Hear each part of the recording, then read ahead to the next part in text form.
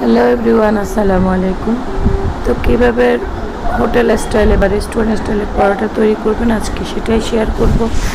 তো এখানে আমি 4 কাপ পরিমাণ ময়দা নিয়ে নিয়েছি, এক চা চামচ পরিমাণ লবণ, তারপরে হচ্ছে আপনার 3 টেবিল চামচ পরিমাণ চিনি, 3 টেবিল চামচ পরিমাণ গুঁড়ো দুধ, তারপরে হচ্ছে সামান্য কিছু সয়াবিন তেল, যেটা হচ্ছে 2 টেবিল চামচের মতো ভালোভাবে মিশিয়ে নিব। তারপরে হচ্ছে একদম কুসুম গরম থেকেও একটু হালকা গরম হবে, যেটা আপনার হাতে সইতে পারবেন, খুব একটা প্যারা হবে না। এটা দিয়ে খুব ভালোভাবে ময়ান করে নেব। সো তারপরে হচ্ছে এটা আমরা এভাবে নিয়ে ভালোভাবে ময়ান করব। সো এখন বলে নিচ্ছি, যারা হচ্ছে আমার চ্যানেলটিকে সাবস্ক্রাইব করেননি প্লিজ চ্যানেলটিকে সাবস্ক্রাইব করে নেবেন। আর হচ্ছে এই পরোটাটা আপনারা এক বেলা দিয়ে সুন্দর করে ডিপ ফ্রিজে সংরক্ষণ করতে পারবেন, প্রায় 1 মাসের মতো সংরক্ষণ করা আছে। তো সাধারণত এতদিন তো কেউ সংরক্ষণ করে না, এটা আপনারা বাসায় সকালে নাস্তার হিসেবে ইউজ করতে পারবেন, খেতে পারবেন, কিংবা বিকেলে নাস্তা চিকেন দিয়ে তারপর হচ্ছে বিভিন্ন ধরনের দিয়ে আপনারা এই পরোটাটা তৈরি করতে পারবেন। তারপরে হচ্ছে আমরা এটাকে খুব ভালোভাবে লেচি কেটে নেব। তারপরে কীভাবে হচ্ছে গোল করছি সেটা একটু জাস্ট দেখিয়ে দিচ্ছি। এবার প্রত্যেকটা গোল করে দেন হচ্ছে আমরা বেলার কাজে চলে যাচ্ছি।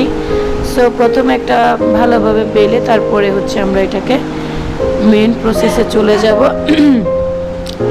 তো দেখলেন এবার হচ্ছে আমরা প্রায় একটু 2 চামচের মতো সয়াবিন তেল দিয়ে কিছু ময়দা উপরে দিয়ে এটাকে আপনারা কিভাবে রাউন্ড করছি সেটা আপনার স্ক্রিনে লক্ষ্য করলে বুঝতে পারবেন।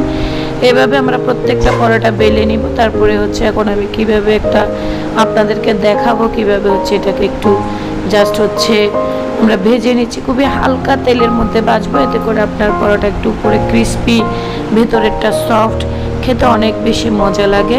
সো যারা এখনও আমার চ্যানেলটিকে সাবস্ক্রাইব করেননি প্লিজ প্লিজ প্লিজ চ্যানেলটিকে সাবস্ক্রাইব করে বেল আইকনকে ক্লিক করে দিবেন। সো দেখতে পাচ্ছেন কিন্তু আমার মোটামুটি পরোটা বেলা শেষ। এরপরে হচ্ছে এটা আমরা ছেঁকতে চলে যাব। তো দেখতে পাচ্ছেন খুব সুন্দর করে কিন্তু পরোটাটাকে একদম ভেজে নেব হালকা তেলের মধ্যে, খুব বেশি তেল কিন্তু আমি দিব না, দেখতে পেলেন জাস্ট হচ্ছে 1 চা চামচ দিয়ে সামান্য একটু দিয়ে আমরা এটাকে ব্রাউনিশ কালার করে ভেজে নিব।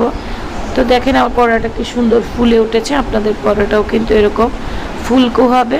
তো ভালো লাগলে অবশ্যই কিন্তু ভিডিওটাকে শেয়ার করে দিবেন। তো আমি এরকম একটা রাউন্ড শেপের নিয়ে আমার প্রত্যেকটা পরোটাকে আমি এভাবে সংরক্ষণ করব, তো এতে করে আমার সকালে আর কোনো ধরনের ঝামেলা হয় না। আসসালামু আলাইকুম।